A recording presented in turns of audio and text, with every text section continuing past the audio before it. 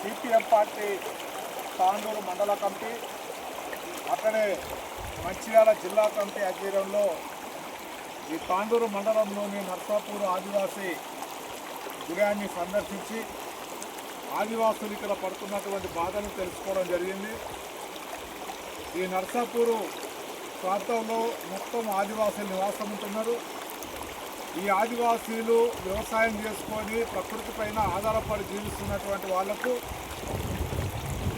వీళ్ళు రోజు ప్రయాణం చేసేటువంటి ప్రాంతంలో ఉన్నటువంటి ఆ వాగు పైన 79 సంవత్సరాలు గడిచిపోయినా ఇప్పటి వరకు బ్రిడ్జ్ నిర్మించలేదంటే ఈ పాలకులకు ఆదివాసుల పట్ల ఎట్లాంటి ప్రేమ ఉందో దీన్ని బట్టి మనకు అర్థమవుతుంది.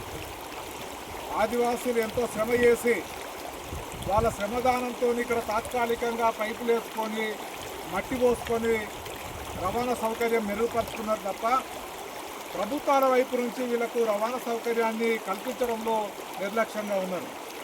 ఇటీవల కురిసినటువంటి భారీ వర్షాల మూలంగా ఈ తాత్కాలికంగా పైపులతో వేసినటువంటి ఈ తాత్కాలిక వంతెన కూడా తెగిపోయి ఈరోజు మొత్తము ఆదివాసీలు బయటి ప్రపంచానికి వాళ్ళు ఎక్కడున్నారో తెలియనటువంటి దుస్థితిలో ఈరోజు ఉన్నటువంటిది కనబడుతుంది. అదేవిధంగా తుడుందెబ్బ బాబురావు నాయకత్వంలో ఎంపీడీఓ ఆఫీస్ కాడ నిరాహార దీక్ష కూడా జరుగుతుంది.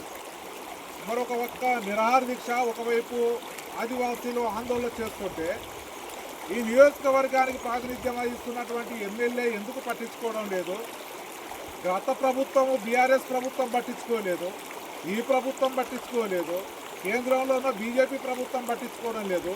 అంటే ఆదివాసుల మీద మీకు ఎందుకు ఇంత కక్షపూరితమైనటువంటి వ్యతిరేకత ఉంది అని సందర్భంగా మేము ప్రభుత్వాలను ప్రశ్నిస్తున్నాం.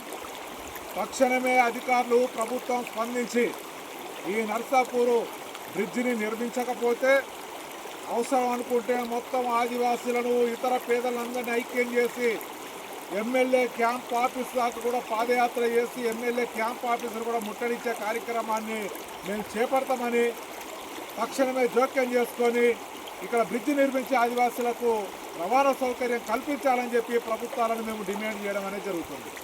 జై ఆదివాసీ, జై ఆదివాసీ, జై ఆదివాసీ, జై ఆదివాసీ. కదలింగర తుడుందెబ్బ ఖబర్దార్ ఖబర్దార్, కదలింగర తుడుందెబ్బ ఖబర్దార్ ఖబర్దార్, కదలింగర తుడుందెబ్బ ఖబర్దార్ ఖబర్దార్.